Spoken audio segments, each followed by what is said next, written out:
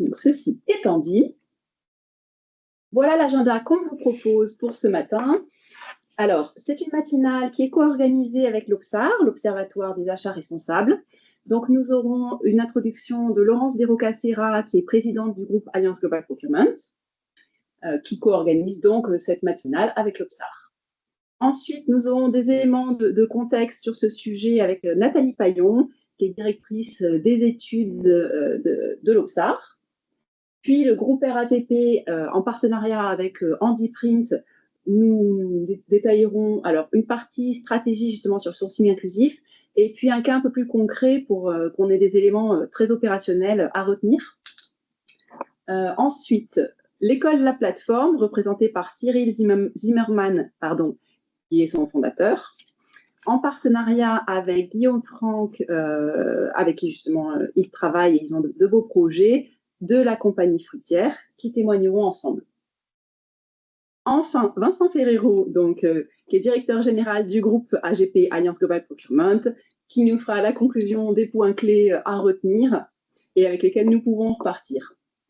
À la fin de chaque intervention, on prendra une ou deux questions et les autres questions en toute fin. Voilà, à partir normalement de 11h50. Si ça vous va, je vous propose de démarrer sans plus tarder et je laisse la parole à Laurence Desrocas-Serra qui va nous introduire le sujet. Bien, merci Anne-Laure. Bienvenue à tous pour ce webinaire sur le sourcing inclusif. D'abord, merci encore à l'OPSAR de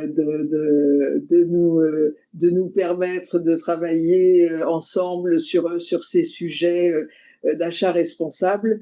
C'est des sujets qui nous tiennent à cœur dans le groupe AGP et depuis longtemps. Donc voilà, c'est une belle relation avec Nathalie et puis bien sûr toutes les équipes de l'OPSAR depuis longtemps. Donc à chaque fois, c'est un plaisir de pouvoir réfléchir ensemble sur des sujets qui nous concernent tous, dans lesquels on s'implique. Par notre métier déjà, on est concerné dans le monde des achats par donner du sens à ces achats et de les formaliser le mieux possible. Et donc le sourcing inclusif, la gestion des talents, on voit que c'est un sujet qui est au cœur des préoccupations des grands comptes, des petites sociétés et bien sûr des services achats. Donc on travaille sur le sujet chez AGP, bien sûr en tant qu'entreprise pour notre propre développement. C'est important de mettre l'inclusion dans nos sujets, dans les ressources humaines, mais également d'amener des solutions à nos clients sur un sourcing inclusif pour répondre aux besoins des projets de ces grands groupes. Donc voilà, c'est un enjeu, on le sait, sociétal, social vraiment important, et cette matinale devrait nous donner l'occasion d'apprendre des choses, de réfléchir à comment s'améliorer sur ce sourcing, et donc ça va être très, très intéressant. Merci aux intervenants de nous éclairer sur le sujet. En préparant ça, on a pu voir avec Anne-Laure certains chiffres intéressants. Voilà, 63% des Français pensent que la société est inclusive. Moi, j'ai trouvé ce chiffre très intéressant parce que ça montre quand même qu'il y a une volonté de tous d'aller dans ce sens-là. C'est déjà un bon nombre, un bon pourcentage. 67% de salariés français ont été témoins de discrimination professionnelle. Donc ça, c'est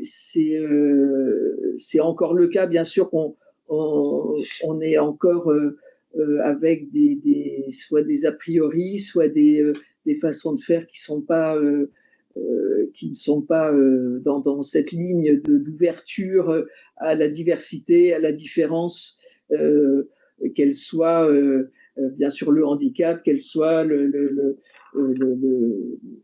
genre, la seniorité, hein, etc. Enfin bon, je pense que Nathalie va nous éclairer sur tout ça.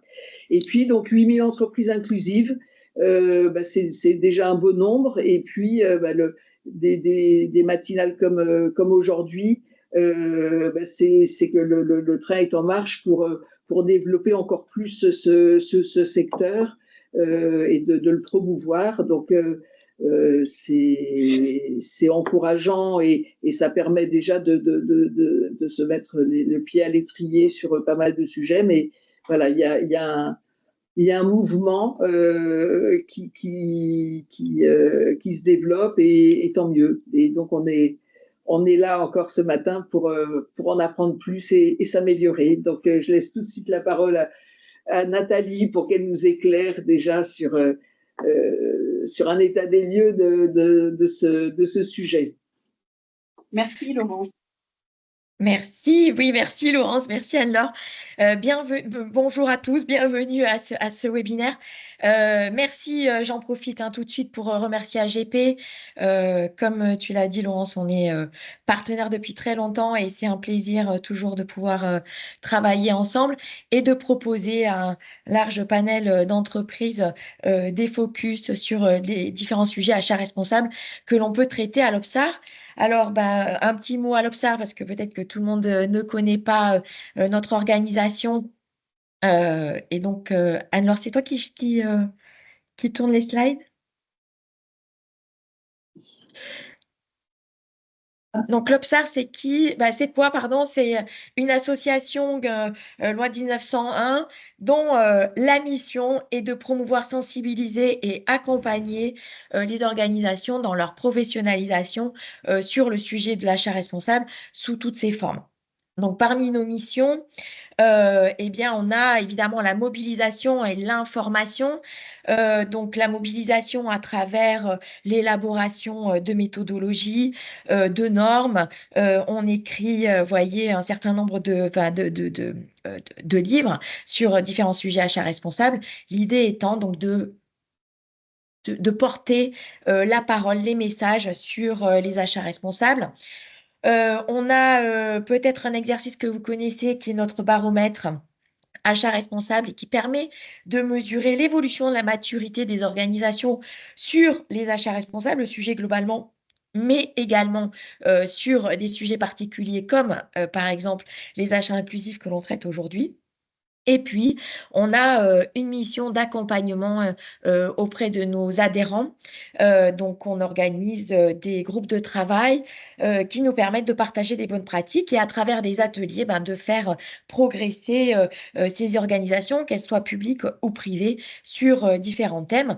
Et donc, on a évidemment un groupe de travail sur les achats inclusifs qui est organisé sur ce premier semestre 2025 autour de 4 ateliers. Je pourrais vous en dire plus si ça vous intéresse lors des questions-réponses. Alors, si on parle maintenant, on se refocus sur notre sujet de l'achat inclusif. Alors, qu'est-ce qu'on appelle aujourd'hui achat inclusif? Donc, le slide d'après, s'il te plaît, Anne-Laure. L'achat inclusif, en définitive, ou malheureusement, il n'a pas véritablement de définition officielle.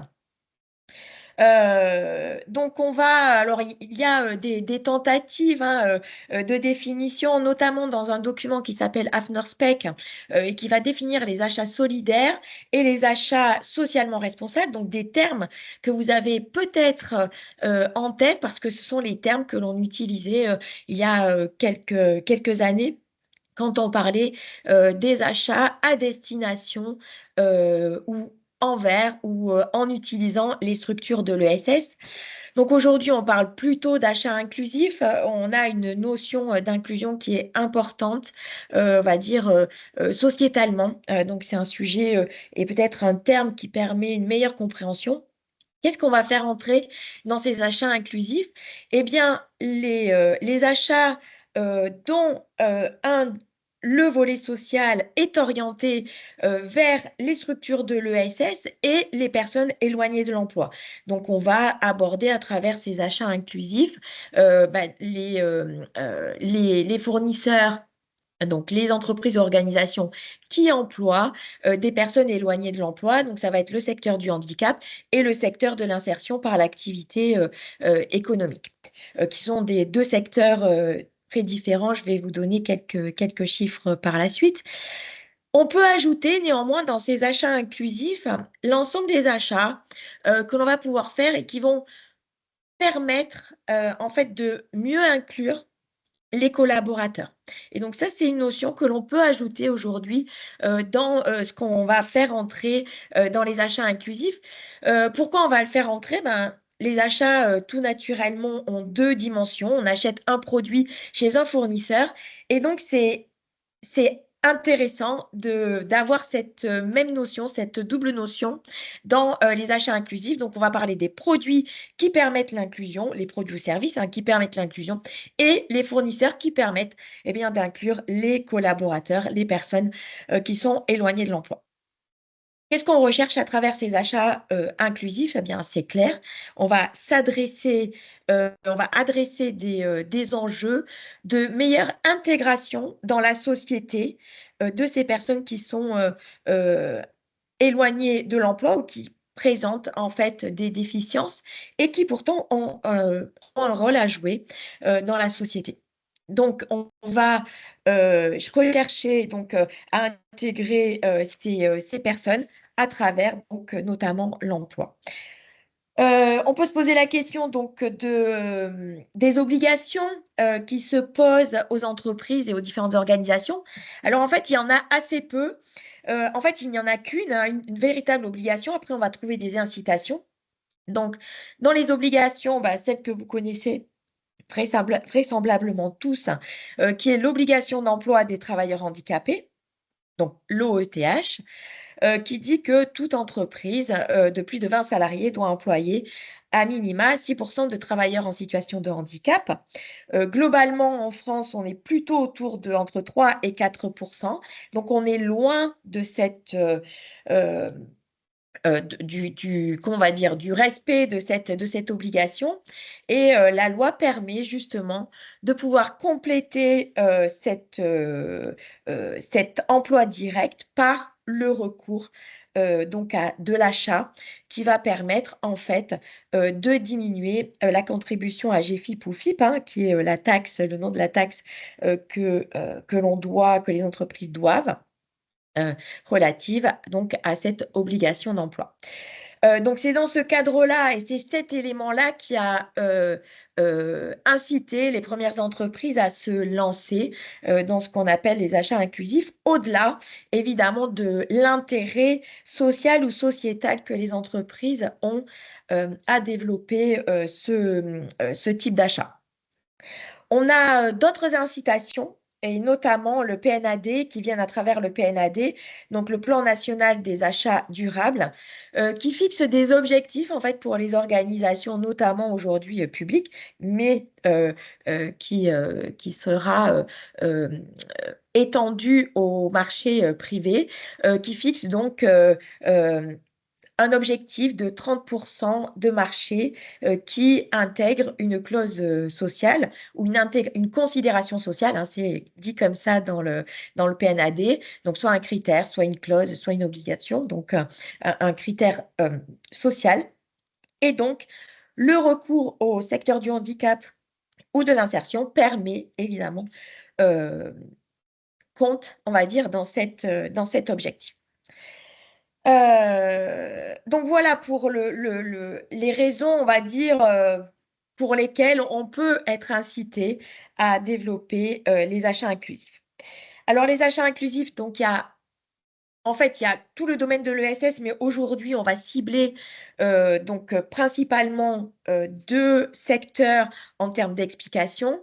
Le premier, c'est le secteur du handicap. Et on aura un témoignage avec Andy Print et la RATP.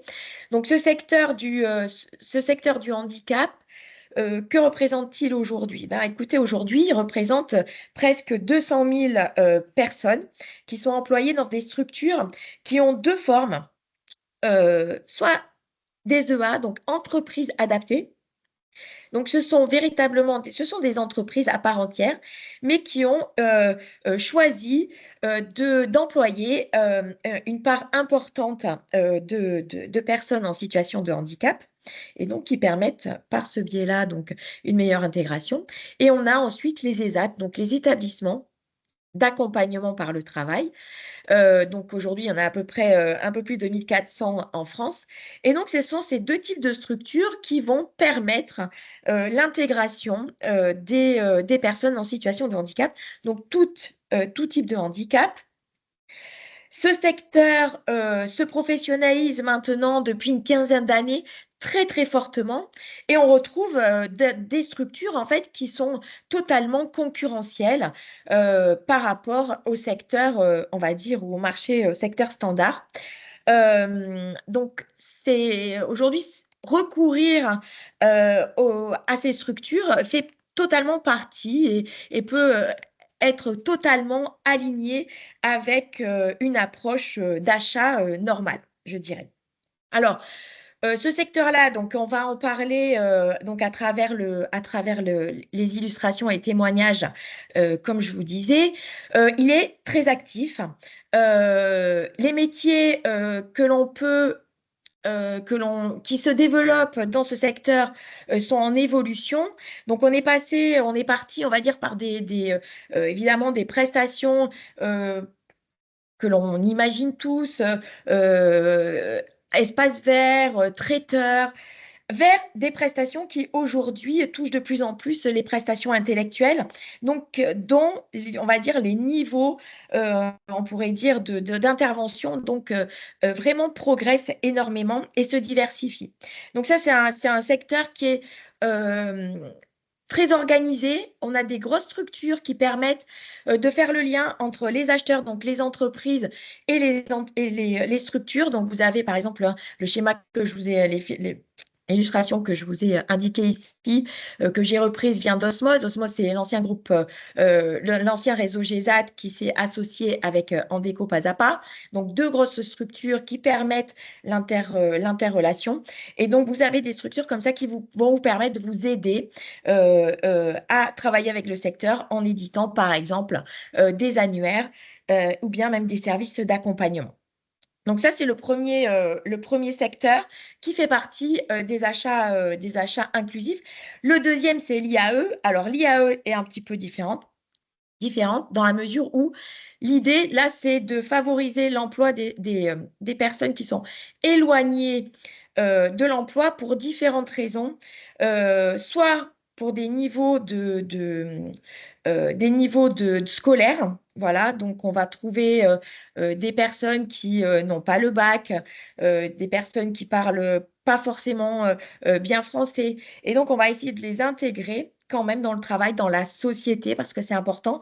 Et ce secteur aussi se développe avec d'autres types de personnes, d'autres types de catégories de personnes, les personnes éloignées de l'emploi parce que chômeurs de longue durée, ou bien aussi des seniors. Donc, c'est un secteur qui est très, très, très local et va être, comment on va dire, où on va trouver énormément de structures qui vont permettre de faire le lien donc, entre ces personnes qui sont éloignées de l'emploi. Donc, vous pouvez imaginer qu'elles n'ont pas forcément les moyens peut-être aussi de se connecter aux entreprises, hein, ne serait-ce que par les ordinateurs ou les connaissances, parce qu'elles n'ont pas forcément l'apprentissage des outils numériques. Donc, ces personnes vont être mises en relation avec les entreprises par l'intermédiaire donc, de structures d'insertion qui sont très, très locales. Ce secteur de l'insertion, donc vous voyez qui bénéficie, pardon, j'ai oublié un chiffre, donc, mais en 2023 à plus de 140 000 bénéficiaires, en fait, est très éparse sur le territoire français. Il n'y a pas d'obligation pour les entreprises privées de travailler avec le secteur de l'insertion. Donc, c'est plutôt le secteur public qui va avoir par le biais des politiques publiques des objectifs de recours à l'insertion. Et le recours à l'insertion va être introduit dans les marchés publics. Et donc, c'est vous, en tant qu'entreprise qui travaillez sur les marchés publics, qui allez être amené à aller travailler avec ces structures d'insertion. Pour pouvoir aider, là, l'État a mis en place des personnes, des services qui s'appellent des facilitateurs, parce que, comme je vous disais, les structures sont très éparses sur le territoire.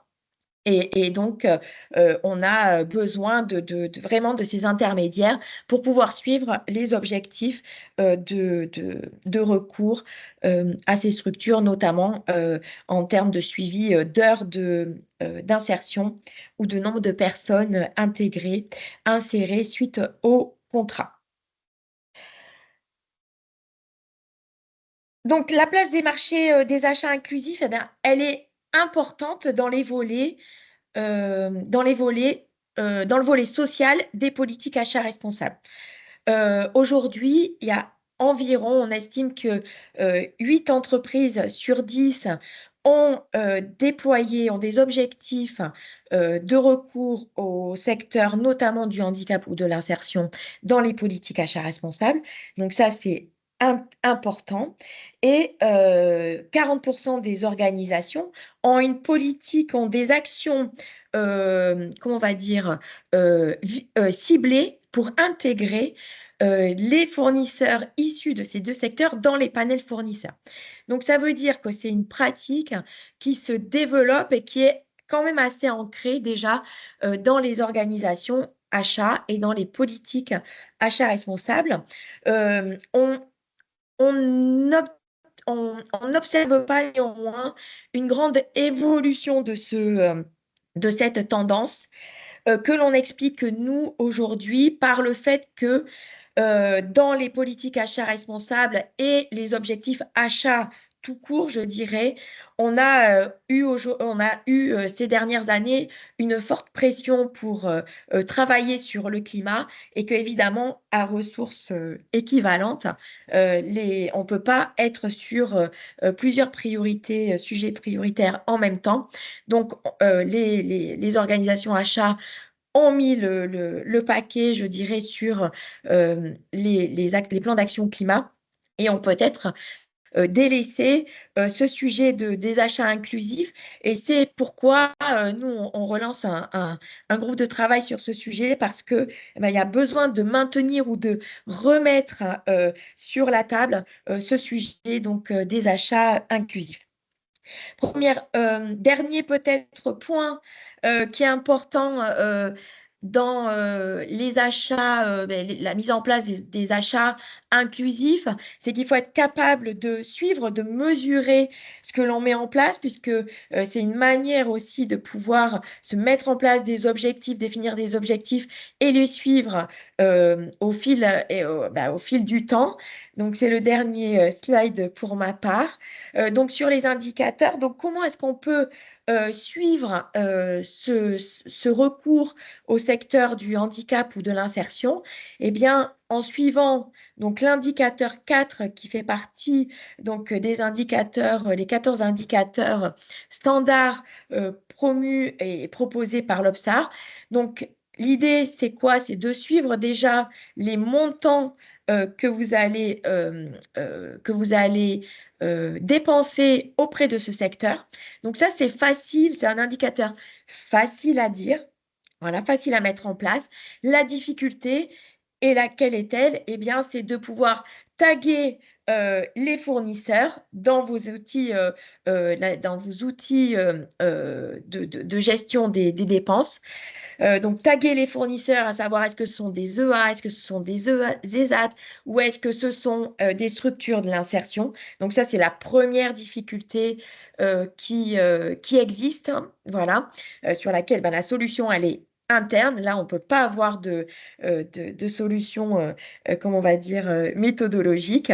Et puis, donc, une fois qu'on a sélectionné et on a bien identifié, on est capable de taguer ces fournisseurs, eh bien, on est plus à même de pouvoir évidemment faire un inventaire précis des dépenses auprès du secteur Donc ça, c'est la première étape, je dirais, au développement et au suivi des dépenses pour ensuite être capable eh bien, d'identifier les autres dépenses qui pourraient être attribuées au secteur du handicap ou de l'insertion et ensuite de pouvoir donc définir une feuille de route de progression de ces achats.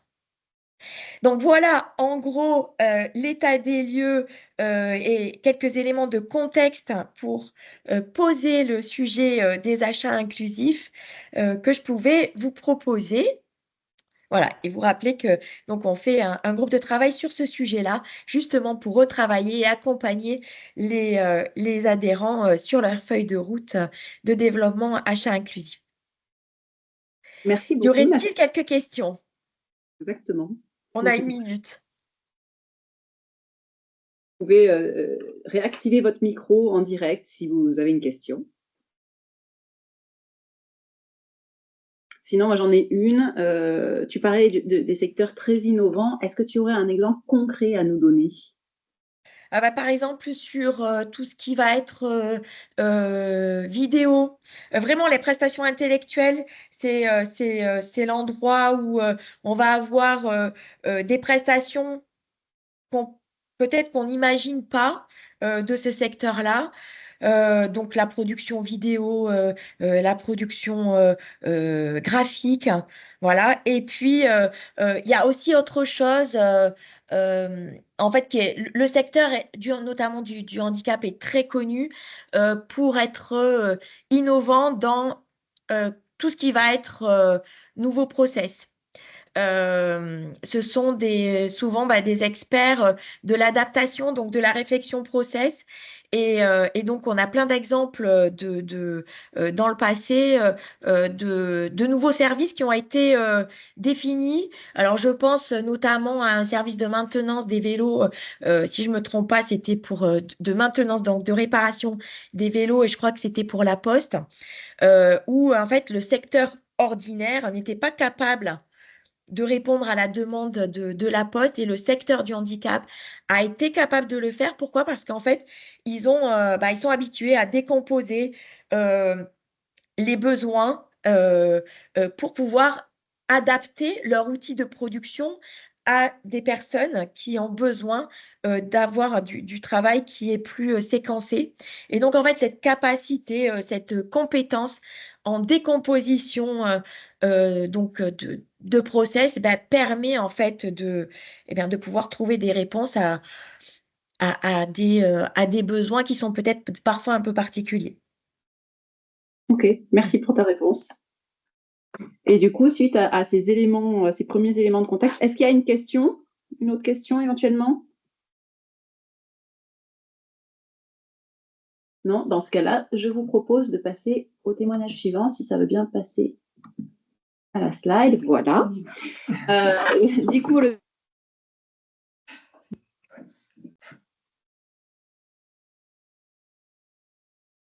Vous entendez? Oui. C'est bon, d'accord. Bonjour à tous. Donc, je suis Bénédicte de Marie, responsable de l'entité Achat Responsable. La mission de mon équipe est d'accompagner les acheteurs sur les dimensions environnementales et sociales, nos 170 acheteurs à la RATP, enfin du moins à l'EPIC, sur ces sujets-là. Effectivement, le sujet de l'inclusion est un sujet qui a son importance, mais qui est un peu empiété à l'heure actuelle par rapport à tous les enjeux environnementaux qui nous sont posés. Ceci étant, je vais me permettre, voilà. Au niveau de la RATP, très brièvement en démarrage, si je vais vous présenter, je pense que vous connaissez globalement la RATP, surtout pour ceux qui habitent en Île-de-France. Je veux bien que vous passiez le slide suivant. Mais la RATP est aussi implantée en région et au travers du monde, au travers de plusieurs de ses filiales, notamment RATP Dev et RATP Cap Île-de-France. Notre groupe a une raison d'être, c'est s'engager chaque jour pour une meilleure qualité de vie.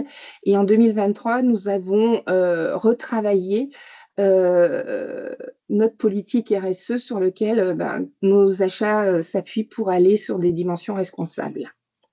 Je veux bien qu'on passe au slide suivant. La RATP est une entreprise de service public, ça me semble important de vous le poser.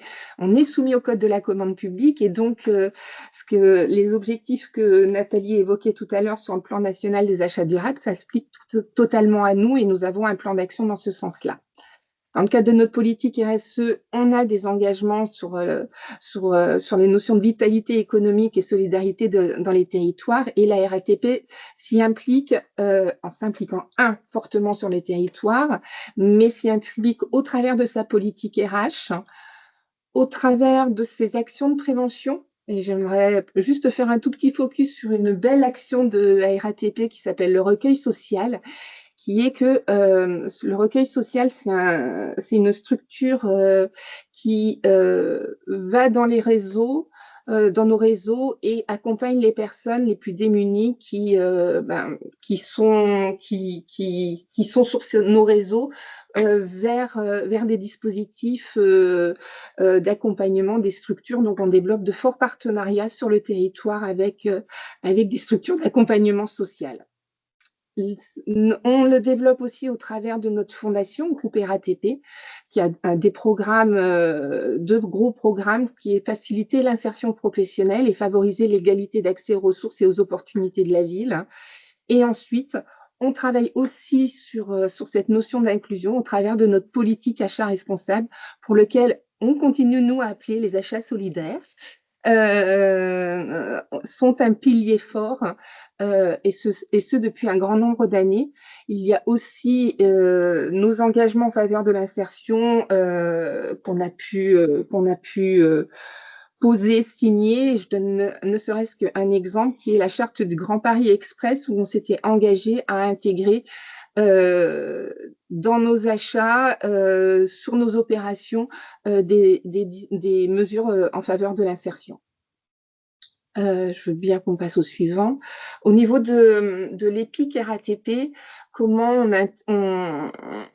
on intègre les achats solidaires? Bon, la définition, Nathalie l'a donnée tout à l'heure sur la considération. On le fait au travers de deux modalités. La première des modalités, c'est l'intégration d'une clause d'insertion. Pour résumer, on demande aux titulaires d'un marché, c'est une obligation, de réserver des heures de travail à des personnes rencontrant des difficultés sociales ou professionnelles.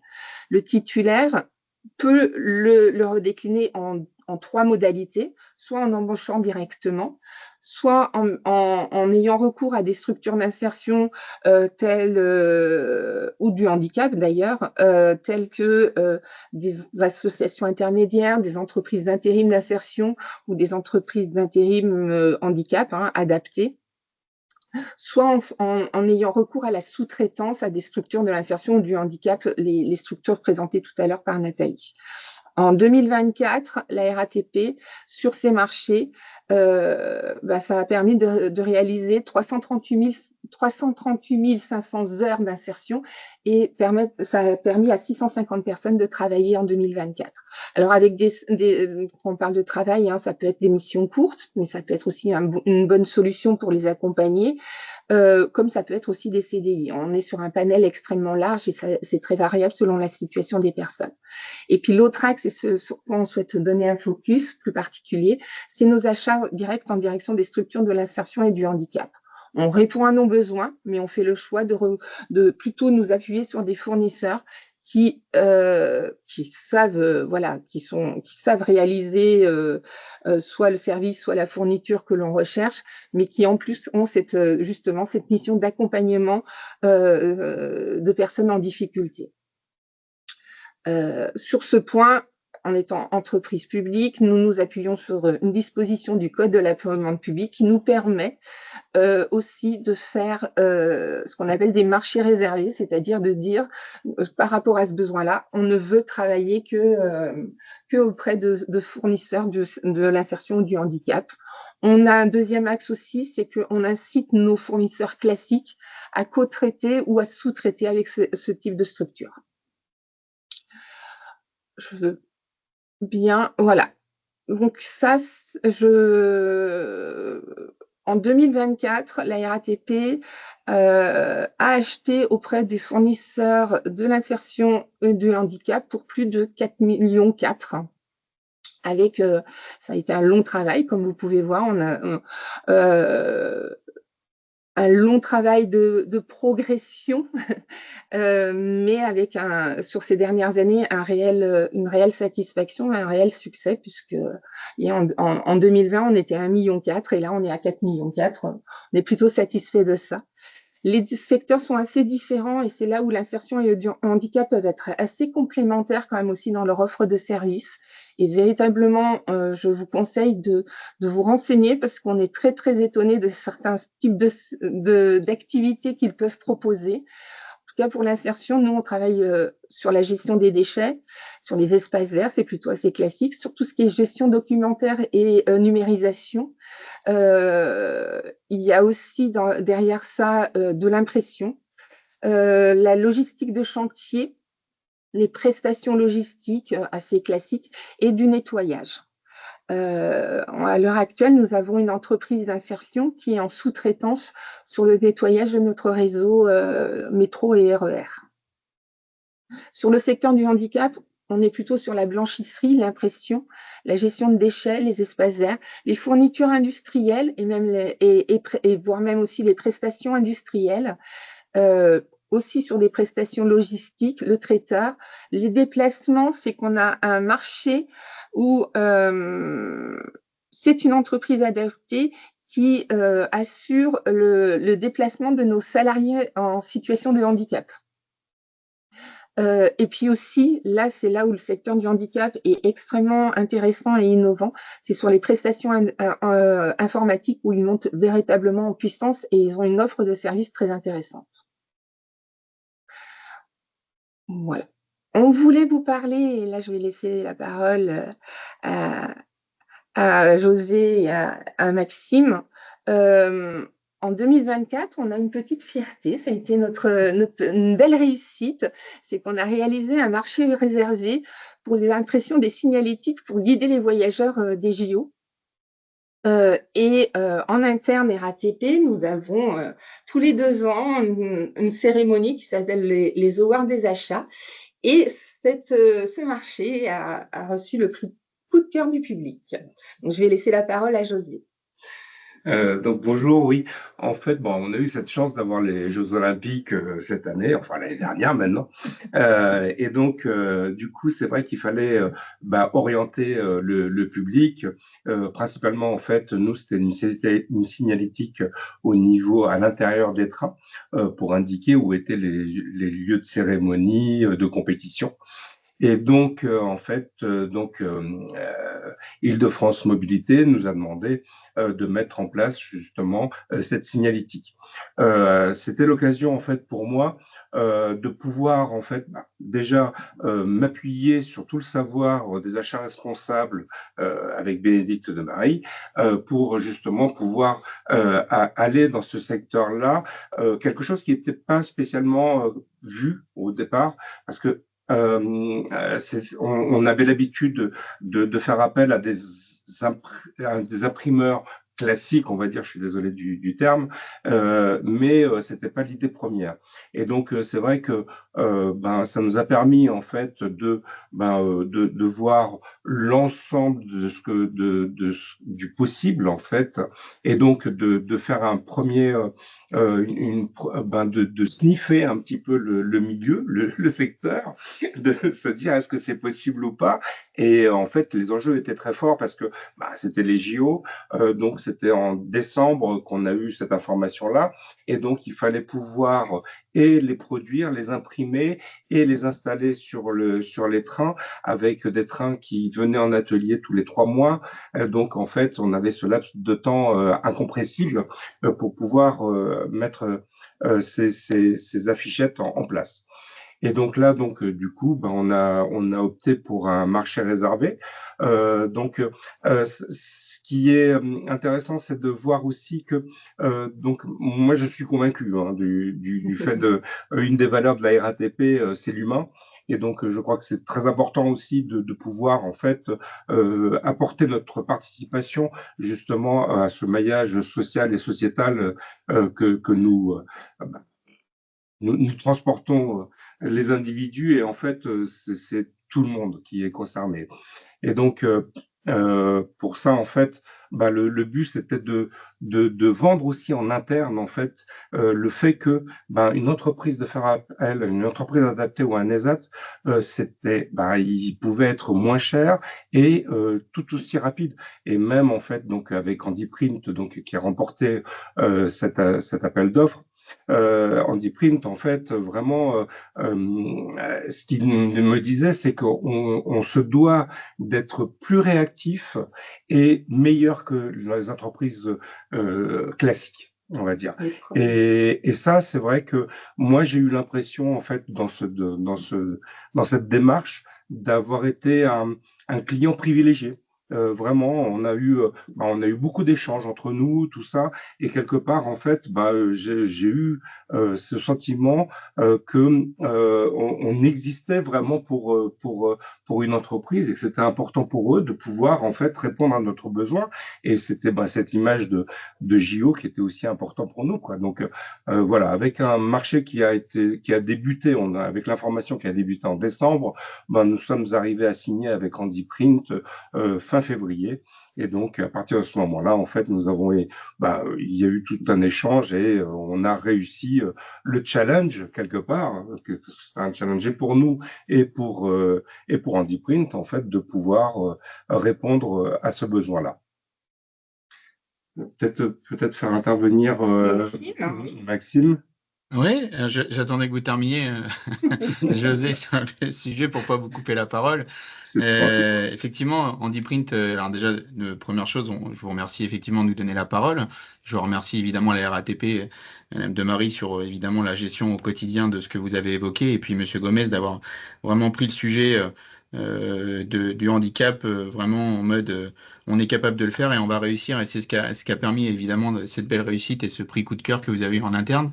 Je pense qu'il y a une question aussi de volonté, clairement, pour travailler avec le secteur protégé. Donc moi, aujourd'hui, HandyPrint, c'est 250 personnes, c'est 200 collaborateurs en situation de handicap, c'est 16 millions d'euros de chiffre d'affaires, c'est une base de 3000 clients actifs, c'est une adaptabilité à tout projet.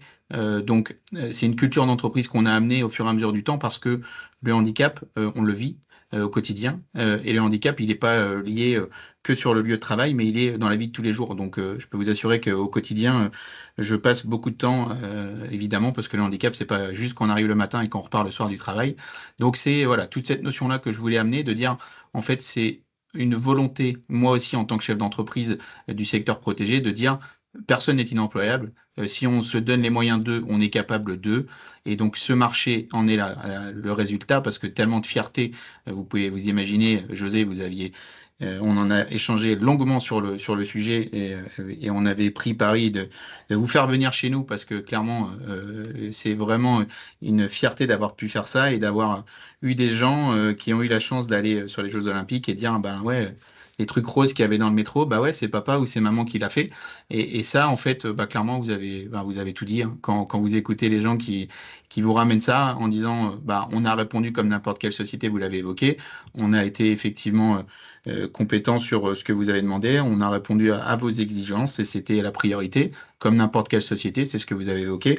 Et le fait de réserver effectivement ce type de marché nous donne évidemment une mise en avant et une crédibilité certaine sur capable d'ouvrir le spectre des possibles, et c'est pour ça qu'on a répondu à d'autres marchés RATP non réservés et sur lesquels on a été retenu. Voilà. Donc c'est un exemple clairement de donner aussi envie à nous, entreprises, d'aller effectivement et de savoir que le client final, il a une vraie orientation du handicap et il a une vraie, de vraies valeurs aujourd'hui dans ce qu'ils font. Et la RATP en est évidemment l'exemple type sur ce qu'on voit là.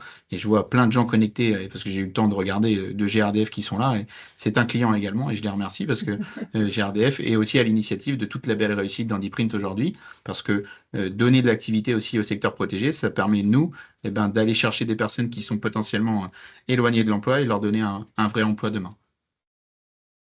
Il y a un point, Maxime, que vous avez évoqué qui me semble important, c'est qu'effectivement, c'est pas un monde à part, vous êtes une vraie entreprise.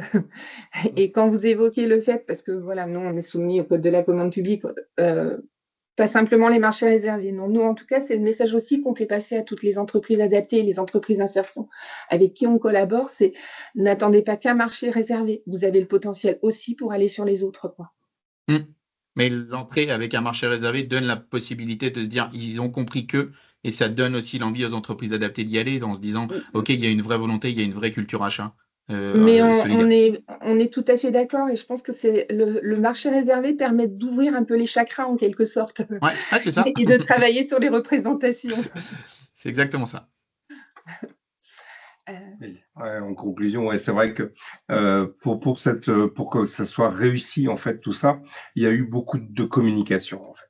Avant tout, c'est de la communication et c'est important. Donc, en fait, on a déjà au départ, on a sourcé, voire ce que je disais tout à l'heure, on a mis en place un petit cahier des charges simplifié, histoire de dire, bon, est-ce que vous pouvez répondre ou pas, comment vous réagissez à ça.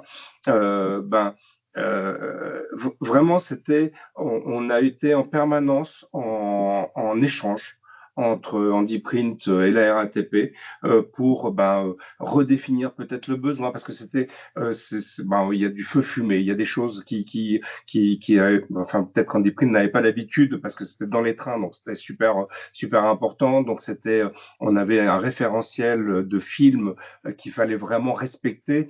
Et donc, c'était d'échanger, de voir qui aurait peut-être été moins cher pour essayer de rentrer dans le budget aussi, parce qu'on avait un budget et on ne pouvait pas partir sur une consultation infructueuse. Et donc, du coup, ça a vraiment été, moi, vraiment, j'ai eu plaisir à partager avec Handiprint nos besoins et Handiprint a vraiment réagi à chaque fois, a pris le téléphone pour savoir, voilà, on a demandé des bons à tirer, donc des essais d'impression et tout le temps, en fait, ils ont été très réactifs. On va dire que le lendemain, on avait la nouvelle impression avec si les couleurs étaient pas bonnes, tout ça. Donc, vraiment, un travail pour moi, c'était vraiment un travail ensemble. On a travaillé ensemble là-dessus. Un point important, ceci étant, si on veut réussir, c'est effectivement, c'est bien accompagner, que ça soit en amont, vraiment vérifier avant de lancer sa consultation, c'est de vérifier en amont au travers de sourcing poussé, est-ce que les structures sont en capacité ou pas, les entreprises sont en capacité ou pas, mais c'est aussi accompagner pendant la consultation, relancer, etc. Et puis après, pendant le marché, mais je pense que je fais souvent le parallèle. En même temps, on accompagne aussi nos PME de cette manière-là. Oui, c'est ça. C'est ça. Non, c'est ça. C'est pas une particularité parce que c'est l'insertion, le handicap. Et ça a permis d'ouvrir aussi les chakras. Vous avez employé tout à l'heure ce mot-là, mais sur les fournisseurs de la RATP, parce que quand on est venu les challenger, José, vous savez très bien, vos fournisseurs de matière, en nous disant, mais vous êtes une entreprise adaptée, qu'est-ce que vous allez répondre à la RATP? Bah là, on leur a dit, ouais, mais c'est un marché réservé. Donc vous allez être obligé de travailler avec nous. Donc ils n'ont pas eu, ils n'avaient pas la culture, vous voyez ce qu'on se disait tout à l'heure. Et là, ça permet évidemment d'aller complètement différemment. Et aujourd'hui, c'est devenu un fournisseur de chez nous, quoi. Donc, clairement. Et ça a ouvert les chakras aussi en interne et sur les représentations de qu'est-ce que le handicap et qu'est-ce qu'une situation d'insertion. Ça a vraiment eu un effet. Nous, on le voit, on a fait on a travaillé pas mal sur les prestations informatiques avec le secteur du handicap, plutôt sur de la sous-traitance ou de la co-traitance avec des entreprises classiques. Les entreprises classiques qui ont ont découvert le secteur du handicap et leur offre de services sur ça. Et puis, ça a été aussi un moyen pour les entreprises de se dire « Ah, mais il y a des gens qui savent faire qui sont en situation de handicap, qui savent faire. Nous, on a du mal à recruter. » Et on a le retour là de une ou deux personnes qui étaient en entreprise adaptée et sont passées sur l'entreprise classique. Et en interne aussi sur la représentation, c'est-à-dire qu'à chaque fois qu'on parle du handicap, quand on a commencé à aborder, c'était notamment le cas sur le secteur informatique, sur certains de nos marchés informatiques, ça a été, mais c'est des personnes en fauteuil roulant, etc. Et ils ont découvert on avait pour pouvoir sensibiliser, on avait fait des rencontres, on avait organisé des rencontres entre des entreprises adaptées et nos directions. Et là, ils ont été étonnés. Ils ont été étonnés. Ça prend, oui, effectivement, du temps de faire tout ça, mais ça donne un sens véritablement plus global, quoi. Et on voit les impacts ailleurs. Merci beaucoup pour ces témoignages. C'était vraiment très enrichissant. Merci, merci Maxime également, et José et Bénédicte. Avec plaisir. Ce que je vous propose, c'est qu'on garde s'il y a des questions pour la fin. Comme ça nous permet de pouvoir écouter également l'école inclusive, la plateforme. Hop, et donc, si ça veut bien, donc merci. Et du coup, on accueille Cyril Zimmermann, qui est fondateur de cette école, et Guillaume Franck, avec qui il travaille en partenariat. Je vous laisse réactiver votre micro. C'est fait. Bonjour à tous. Bonjour. Merci beaucoup à l'Obsar et à l'AGP de nous accueillir ce matin. Désolé, je parle affreusement du nez. En fait, j'ai la maladie du mois de janvier-février, c'est-à-dire la grippe. Donc, je vais essayer d'être aussi clair que possible. Merci d'avoir été présent quand même, malgré tout. Non, mais la bonne idée, c'est de faire ça en visio. Ça évite en fait la circulation des virus. En quelques mots en fait d'introduction sur la plateforme. On a évoqué tout à l'heure le fait que les entreprises d'insertion finalement se développaient sur les services informatiques et sur des métiers de col blanc et plus uniquement sur des métiers de faible qualification. Plus généralement, le constat qui nous a amené à créer cette école il y a un peu plus de 6 ans maintenant, c'est qu'il y avait un déficit de talent et de compétences en numérique et en informatique sur le marché français. Mais il y avait un déficit aussi de l'offre. C'est-à-dire que l'offre de formation était assez peu développée dans le système public universitaire qui forme plutôt sur des sciences dures que sur des sciences molles, comme pourrait l'être qualifiée l'informatique.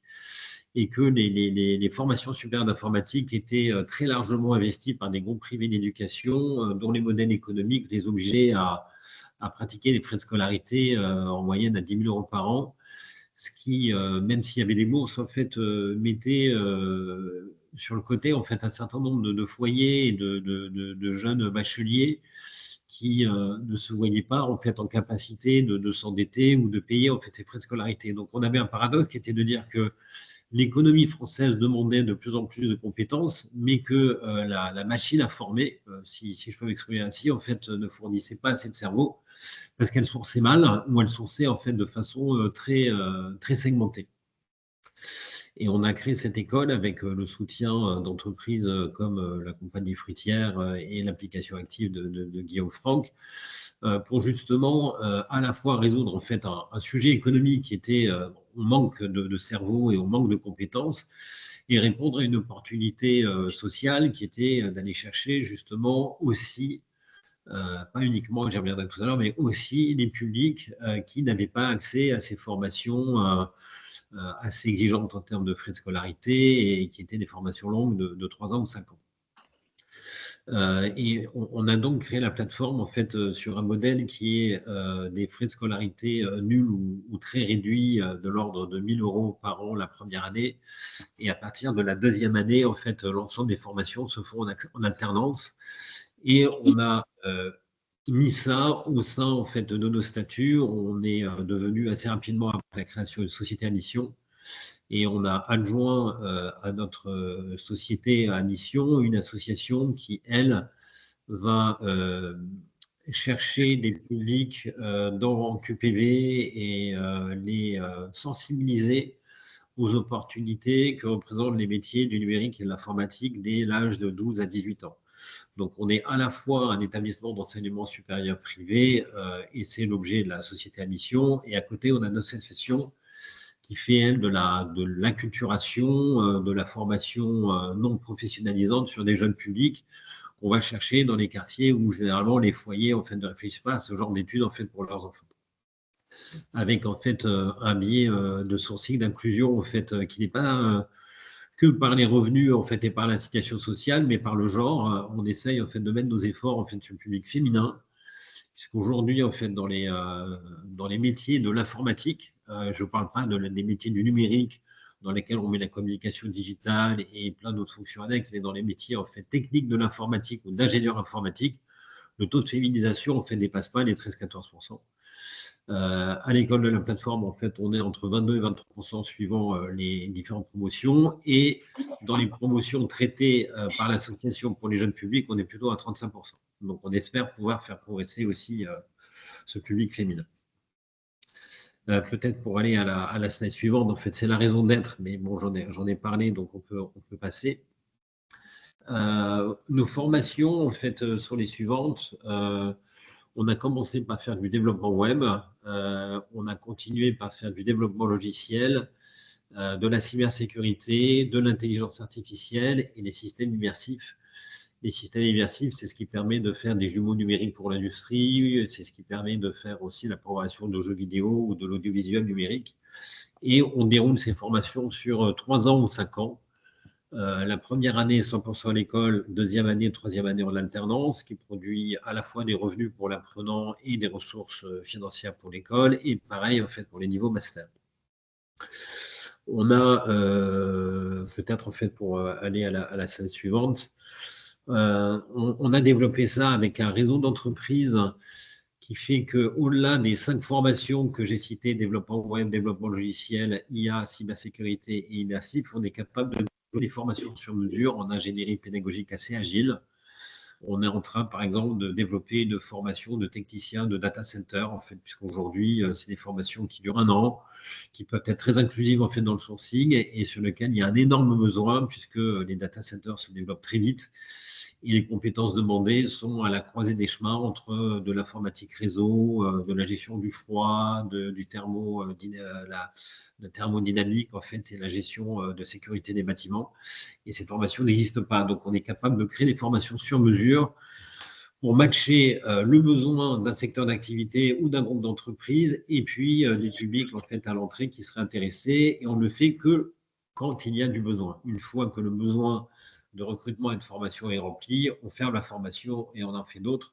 Donc, c'est cette agilité qui nous permet en fait d'être très inclusif en fait dans le sourcing et d'avoir des taux d'employabilité qui sont de 90% à la sortie. On peut passer là-dessus parce que j'en ai déjà parlé.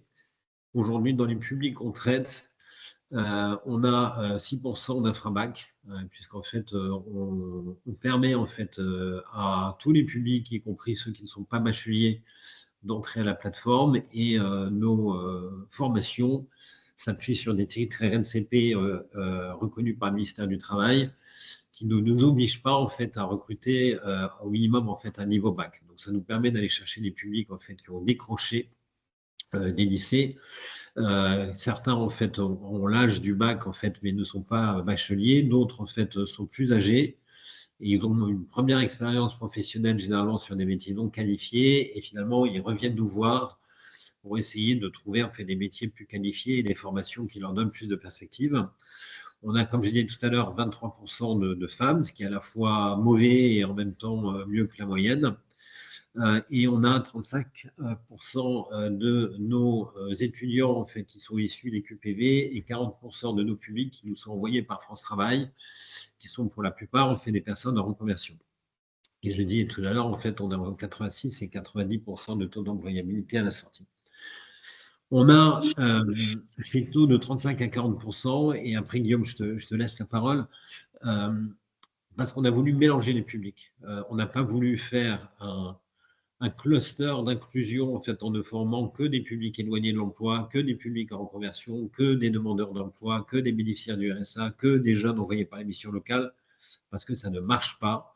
Et donc, on a voulu mélanger les publics, en fait, qui sont des publics non traités généralement par les organisations d'enseignement supérieur, avec des publics, en fait, qui ont choisi la plateforme pour la méthode pédagogique, pour la qualité des formations, mais qui auraient pu très bien, en fait, chercher d'autres formations plus onéreuses, comme elles existaient déjà. Voilà. Et c'est la mixité des publics qui crée l'inclusion et qui nous permet aujourd'hui d'avoir en fait un très fort degré de satisfaction à la fois de nos étudiants et des entreprises en fait qui les recrutent.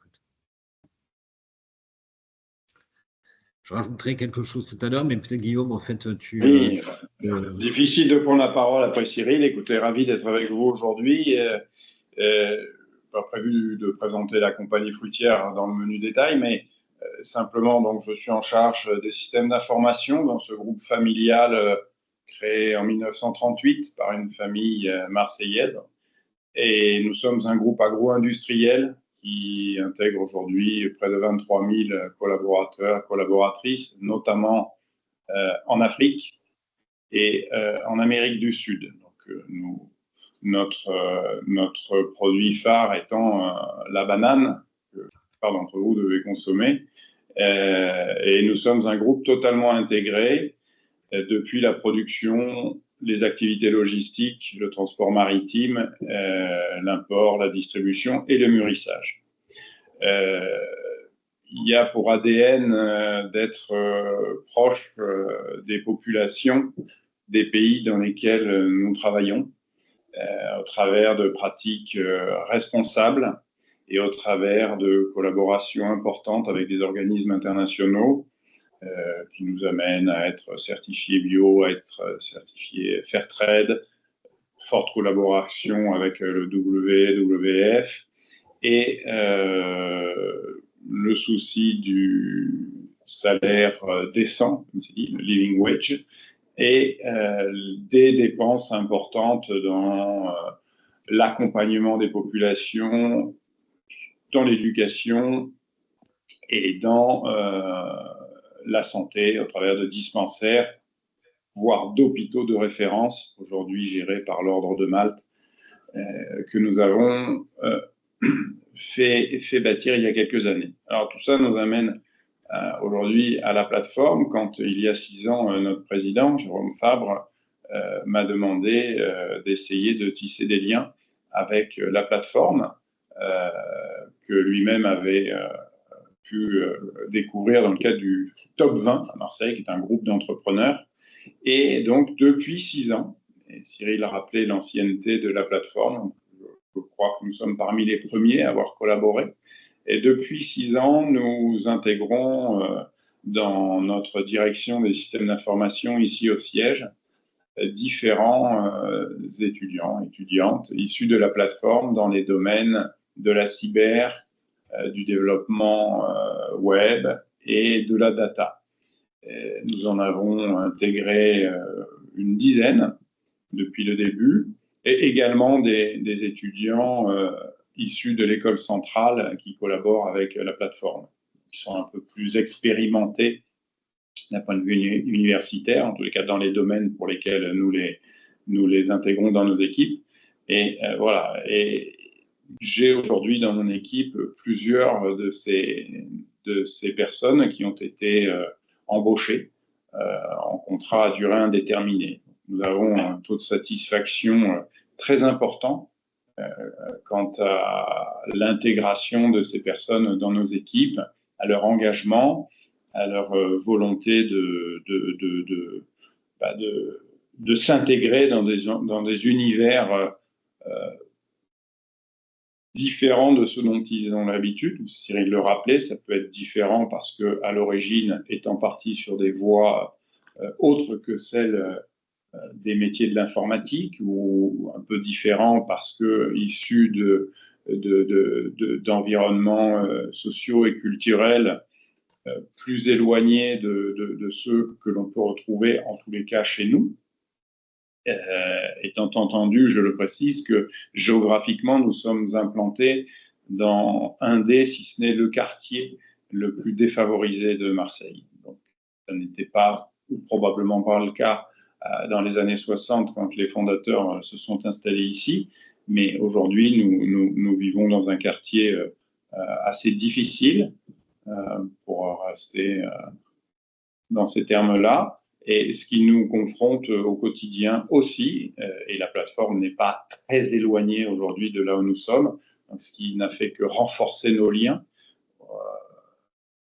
puisque les liens sont aujourd'hui professionnels, peut-être amicaux, je le souhaite en tout cas, et géographiques. Donc nous avons des visions communes de l'effort et de l'aide que nous devons apporter à cette population de jeunes volontaires. Donc voilà, c'est en tant que représentant d'un des partenaires de la plateforme, moi, j'ai le plaisir de témoigner quant au sujet qui nous tient à cœur, hein, quant à la réussite de cette collaboration avec la plateforme. Cyril sait que cette relation, nous l'espérons tous, s'inscrit dans le long terme. En tout cas, nous essayons d'inscrire la relation dans le long terme. Donc voilà ce que je pouvais dire sans rentrer dans trop de détails et sans trop accaparer la parole. Merci beaucoup, Guillaume, et merci pour ce soutien en fait depuis le début et effectivement de long terme. Et c'est au contact d'entreprises comme la fruitière aussi que nous est venue l'idée, et ça sera mon dernier point, de développer une activité filialisée en fait au sein de l'école qui s'appelle l'Atelier, qui est une société de prestations informatiques dans laquelle on emploie à la fois des salariés à temps plein expérimentés qui peuvent avoir 35, 45 ou 55 ans et des étudiants de la plateforme en alternance pour faire de la prestation informatique pour compte de tiers. Et donc, on répond à des appels d'offres. Et en remontant sur ce qui avait été dit en introduction, de par la typicité des publics, en fait, ou de certains des publics, en fait, qu'on emploie à l'atelier, en fait, on se situe en fait sur la clause sociale en fait des marchés publics ou des appels d'offres émis par des agences ou des structures publiques, puisqu'on a à la fois la capacité à rendre une prestation de services informatiques en fait au standard du marché et en même temps de garantir que une partie très importante en fait des personnes qui vont travailler sur la réalisation demandée, en fait, sont soit issus de la diversité, soit issus de populations de QPV ou éloignées de l'emploi. Et donc, ça nous a permis de nous positionner soit seul, soit en consortium, avec des DocaPost ou Synchrone, en fait, donc qui sont des grosses sociétés de prestations informatiques, sur des marchés, en fait, et de pouvoir à la fois développer un modèle économique qui nous permet d'assurer la gratuité de la formation pour nos étudiants et en même temps de les mettre en fait en situation de travailler très rapidement sur des projets en fait de haut niveau et avec un niveau d'exigence en fait qui est celui que vous imaginez. Voilà. Et donc cette démarche, et c'est ma dernière slide, on l'a développée suivante. Donc on l'a développée d'abord en fait à Marseille, puis dans les Alpes-Maritimes en fait pour se rapprocher de Sophia Antipolis, puis à Toulon pour se rapprocher de la DCN. On a ouvert en fait une joint venture en fait avec un de nos actionnaires à Paris au mois d'octobre en fait avec une trentaine d'élèves en fait qui sont en troisième année et bientôt en master en fait en cybersécurité. Et on prévoit d'ouvrir à Lille en septembre 2025 en fait nos formations intelligence artificielle et cybersécurité au niveau master. Voilà, et donc pour finir, on a à peu près 1000 élèves, on est environ une grande soixantaine de salariés et c'est une passion quotidienne de trouver l'agilité et l'énergie en fait d'apporter un modèle un peu alternatif en fait d'enseignement supérieur en fait sur ces métiers informatiques. Voilà, merci pour tout. Merci beaucoup pour le témoignage. Moi, j'aurais juste une question par rapport à votre partenariat, justement. Est-ce que vous avez déjà eu affaire à employer des jeunes, et notamment Guillaume Franck, la compagnie fruitière, qui venaient en partenariat avec des plus seniors, enfin en binôme, on va dire, avec des plus seniors ou plus experts? Alors, pour ce qui est des étudiants en cursus à la plateforme, non. En revanche, ceux des étudiants qui étaient en cursus à l'école centrale via le lab, ils étaient tutorés, si je veux dire, ou sous tutorat de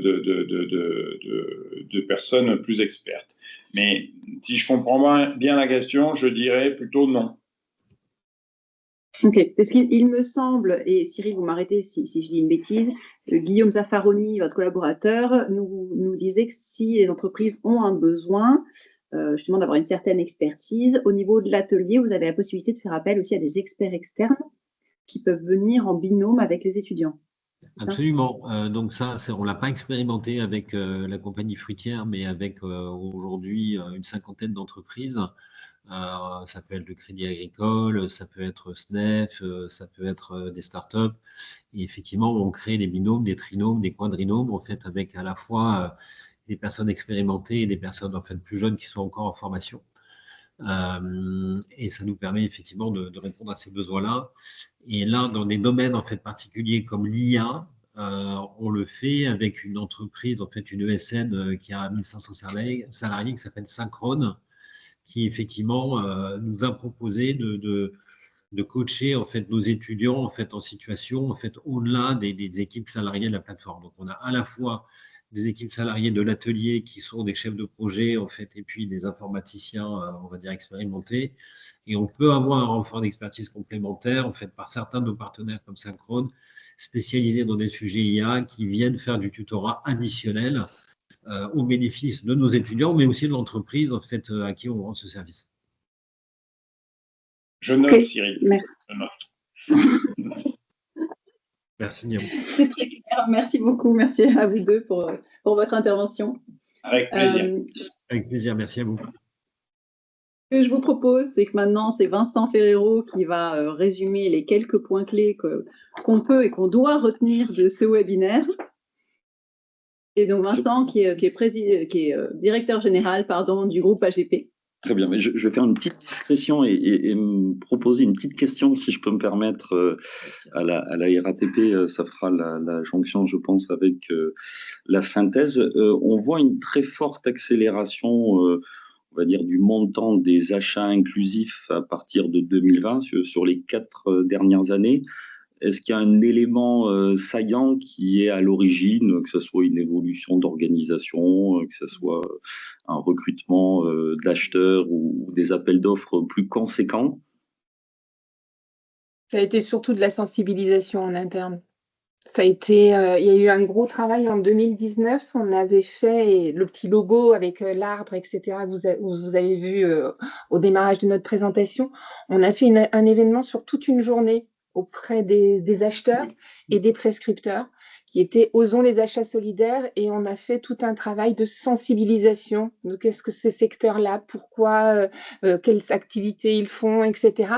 Et on avait demandé aussi à des entreprises du secteur du handicap et de l'insertion de venir rencontrer, qui soit dans un échange assez libre avec nos acheteurs et nos prescripteurs, plutôt sous une forme de découverte. Il n'y avait pas obligatoirement à ce moment-là un objectif d'achat, mais qu'on fasse tomber les barrières. C'était ça, je pense que ça a été un levier assez important. Le speed dating, là, en fait, il y avait eu ça aussi. C'était en lien avec c'était ça. Après, c'est un travail au quotidien quand même, parce que il faut toujours se répéter, il faut toujours motiver. Et cette journée, pardon, vous la faites annuellement ou Non, justement... on l'a fait en 2019. Et puis là, on utilise plutôt des actions de sensibilisation. Dès qu'il y a un beau projet qui a réussi, on fait une grosse communication. Voilà, on utilise plutôt ça comme les belles réussites comme un bon relais et un bon soutien en termes d'information. Super, vraiment, merci. En synthèse, alors moi j'ai passé une matinée vraiment très intéressante avec des présentations passionnantes et inspirantes. Donc déjà un grand merci aux 3 acteurs, ou même binômes ou trinômes qu'on a eu en termes de présentation. Je vais essayer de résumer en 3 blocs. Première partie réalisée donc par Nathalie Paillon sur l'Obsar. Je pense que quelle que soit la maturité des participants à la réunion, moi j'ai beaucoup apprécié le côté très pédagogique, même si on a bien compris qu'il n'y avait pas de définition officielle des achats inclusifs. Je pense qu'on a réussi à capter comment les achats inclusifs rentraient déjà dans une démarche plus globale d'achat responsable, et on a pu ensuite se focaliser sur les deux grandes familles, même s'il y en a plein d'autres de contribution du handicap et de l'insertion par l'activité économique. Mais la synthèse serait vraiment que la diversité des profils sont clairement une richesse pour tout le monde, quelle que soit l'entreprise, quelle que soit sa taille, qu'elle soit publique ou privée. Et donc ça, c'est vraiment le mot d'ordre de mettre en avant la richesse de l'écosystème et surtout le fait que derrière, on peut également obtenir une performance d'entreprise. Et ça, c'était le deuxième synthèse des différentes présentations en termes de fil conducteur. On a parlé d'ouvrir des chakras ou de mettre de côté les notions d'a priori.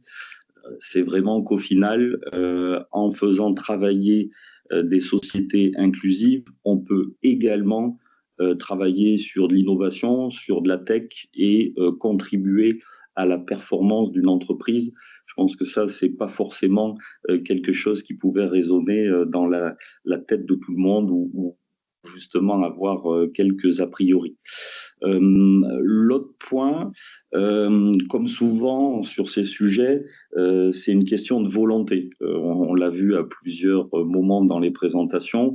En introduction, lorsqu'il y a la volonté des pouvoirs publics, puisque souvent on se retrouve à devoir, je ne sais pas s'il faut dire malheureusement ou heureusement, avoir une impulsion avec des pénalités, des contributions financières dans le cas où on n'atteint pas des objectifs, mais au moins ça a le mérite de sensibiliser, de faire peut-être un électrochoc. Et on voit que le côté réglementaire a impulsé au moins cette démarche. La volonté des grands donneurs d'ordre, et je remercie à nouveau la présentation de la RATP et surtout la présentation de la feuille de route, ce côté vraiment impulsion bienveillante, vous venez de le dire, avec le côté pédagogique, de donner la parole également aux acteurs pour venir présenter leurs solutions, leurs convictions. Mais n'empêche que si on n'a pas des donneurs d'ordre qui valorisent ces solutions, on risque de rester au milieu du guet. Donc avoir des acteurs comme vous, et je sais qu'il y en a plein d'autres, pour les côtoyer régulièrement, c'est vraiment indispensable. La volonté ensuite d'entrepreneurs comme Monsieur Lelong qui, je pense, était également convaincu de lancer des sociétés comme la sienne avait vraiment un avenir, et ensuite c'est comme souvent des rencontres qui font que les donneurs d'ordre et ces sociétés se mettent dans cette démarche de co-conception, et là on a vu un très bel exemple justement de réussite commune lorsque on met en lien ces acteurs. N'empêche qu'à un moment donné, vous avez montré, c'est pour ça que je posais la question sur une fois que l'impulsion est lancée, c'est a-t-on suffisamment de sociétés et d'individus pour justement répondre à ces besoins. Et la dernière présentation, là aussi, sur une volonté de donner l'accès à toute personne, donner sa chance avec un accès, on l'a vu, financier à une formation de plus est de très haut niveau, pratiquement gratuite, voire même gratuite. Ça, c'est clairement également la troisième contribution qui fera que ça sera une réussite globale. Et c'est un petit peu également pour conclure l'ADN du groupe AGP. On a fêté nos 20 ans.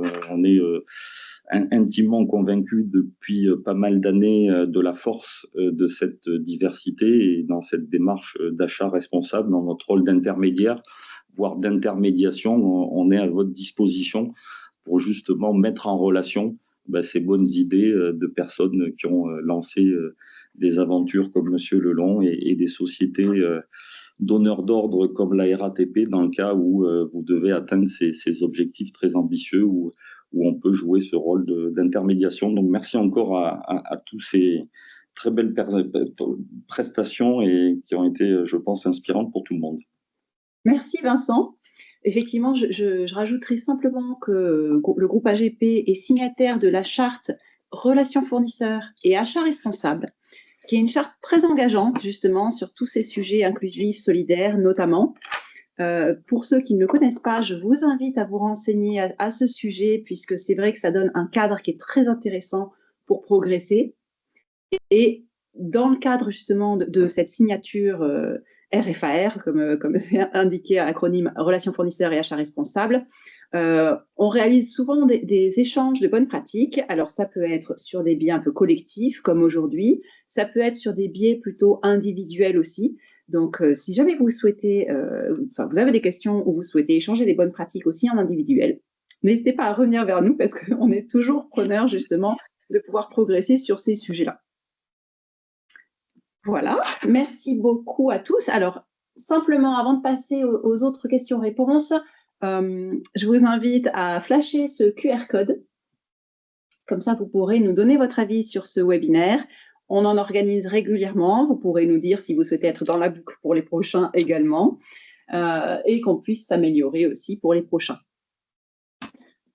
Donc, pour ceux qui doivent y aller, comme ça, ça nous permet de vous libérer. Ceux qui ont d'autres questions ou qui souhaitent participer à un temps supplémentaire de questions-réponses, restez avec nous.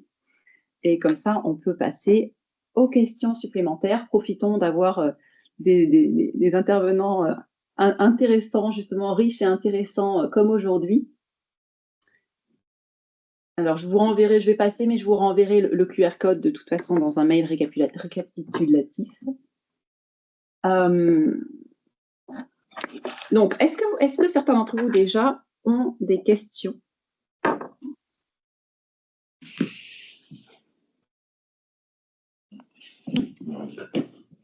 Gageons que cela ne traduise pas un manque d'intérêt, le fait qu'il n'y ait pas de questions. Certainement pas. Alors, moi, j'avais, en ce cas, une dernière question aussi, puisque Nathalie, tu nous avais parlé des indicateurs, et je serais curieuse de savoir, côté groupe RATP, quel type d'indicateur est-ce que vous utilisez pour suivre justement C'est très simple, sur les achats solidaires, on a le chiffre d'affaires facturé. Simplement, okay. Et sur l'insertion, quand on a plutôt la dimension close d'insertion, c'est le nombre d'heures d'insertion. En tout cas, sur l'inclusif, on est sur ces deux indicateurs-là. Vraiment les deux que vous nous avez partagés aujourd'hui. Exactement. Sinon, j'aurais pas pu vous sortir les chiffres.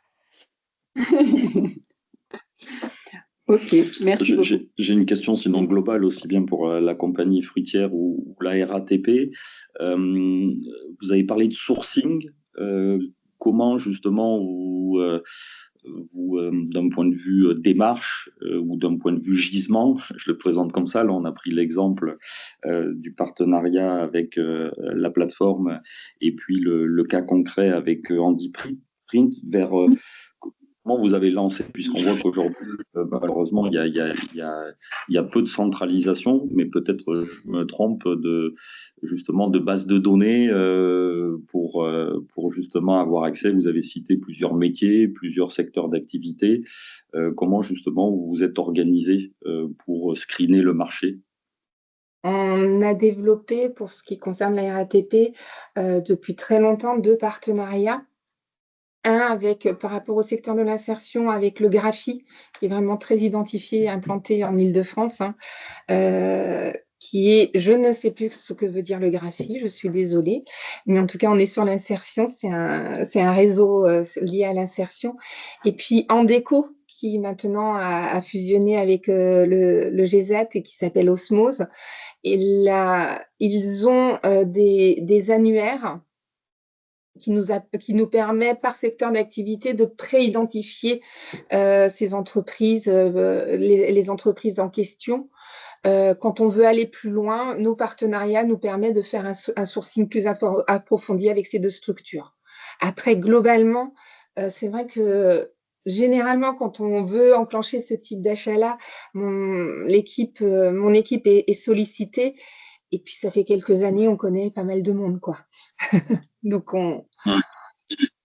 notre équipe est sollicitée et on peut déjà donner un premier niveau en disant non, sur ce secteur d'activité, ça sera dur. Oui, sur ce secteur d'activité, on peut y aller, on peut essayer. Voilà, on fait déjà un premier niveau dans ce sens-là. Et après, majoritairement Île-de-France ou vous avez aujourd'hui une base de données nationale? On peut trouver, si on prend Osmose et leur base de données, c'est national. Et d'ailleurs, par rapport au secteur, on le voit, l'insertion, on est beaucoup plus sur une base Île-de-France. Le handicap, c'est beaucoup, on est à peu près à 60% de nos fournisseurs qui sont en Île-de-France. Les autres, ils sont en région. Donc, ça dépend du secteur d'activité. Merci beaucoup. Et la compagnie fruitière, selon qu'il s'agisse de sourcing ressources humaines ou de sourcing achat de matériel. Pour ce qui est des ressources humaines, et je ne parlais que des systèmes d'information, ici, on n'est quand même pas sur un bassin d'emploi aussi développé qu'en région Rhône-Alpes ou sur Paris. Donc, et puis il y a quelques gros consommateurs de ressources ici, puisque nous sommes voisins de la CMA-CGM, tout le monde connaît ce grand armateur qui aspire beaucoup de ressources. Donc, nous avons la chance dans notre équipe, et maintenant faut-il les maintenir, hein, nous avons la chance d'avoir quelques experts seniors qui ont leur propre réseau de leur vie d'avant. Il y a pas mal de SN dans la région auprès desquels les uns et les autres nous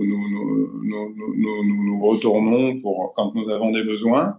Et puis, voilà, la plateforme est un pourvoyeur de ressources, mais comme on l'a compris à ce stade, il y a une relation avec la plateforme dans laquelle nous sommes aussi dans une relation d'aide et une forme d'enseignement. Donc, pour la partie SI, RH, c'est le réseau des uns et des autres. Quelques ESN triés sur le volet, et puis la plateforme. Voilà. Sinon, pour ce qui est des achats plus globaux, là, c'est un autre sujet qui n'est plus le mien, mais bon, nous avons une centrale d'achat, vu la taille du groupe et nos besoins, puisque nous achetons tout type de matériel, aussi bien technique qu'intrants agricoles, différentes composantes, on va dire, du coût de revient de la production de bananes au stade agro-industriel. Donc, voilà. On a une équipe achat dédiée. Et après, vous savez tous que ces achats, et dans le contexte d'aujourd'hui, il est important de respecter un certain nombre de directives qui se mettent en place et qui, je pense à sujet EcoVadis, par exemple, qui nécessite que voilà, les fournisseurs puissent être évalués, forme de notation, évaluation, pour s'assurer quelque part que nous travaillons avec des partenaires éligibles, on va dire. Ce qui répond en partie, merci Guillaume, en partie à la question d'Axel et mieux, là dans la conversation dans le chat, qui nous dit « On a beaucoup parlé du secteur public. Pour ce qui est du privé, est-il intéressant d'user des marchés réservés ?» Donc c'est vrai qu'il n'y a pas dans le secteur privé cette notion aussi de marché réservé, mais comme vous dites Guillaume, il y a d'autres, alors soit obligations, soit des intérêts qui peuvent être commerciaux ou stratégiques, et puis des normes aussi ou des guides comme le label EcoVadis, comme la directive CSRD et CS3D aussi d'ailleurs. Nous y sommes aussi, le fameux reporting CSRD, voilà. En tant qu'entrepreneur, pardon de vous interrompre, alors, si la finalité est tout à fait louable pour les entreprises, tout ce dont on parle là, ça se traduit par des travaux supplémentaires, des besoins supplémentaires et des coûts supplémentaires aussi. Voilà, il faut toujours quand même bon d'avoir ça en tête.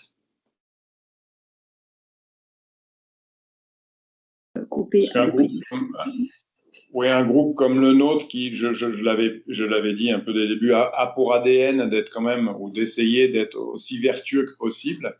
On peut toujours faire mieux, mais c'est les contraintes ou les normes supplémentaires sont des éléments de réflexion importants qui viennent par certains côtés alourdir les processus. même si la finalité, bien entendu, est tout à fait louable, hein. Il n'y a pas de discussion là-dessus. Je pense que c'est, enfin, alors, je vais parler juste en tant que responsable RSE pour le groupe Alliance Global Procurement, mais il y a également un aspect social et au niveau des collaborateurs, puisque là, on voit qu'il y a énormément de questions de curiosité sur ces sujets-là, et ça rajoute, je sais pas comment dire ça, mais ça renforce en fait les valeurs d'une entreprise, ça peut renforcer l'ADN d'une entreprise aussi qui progresse sur ces sujets-là.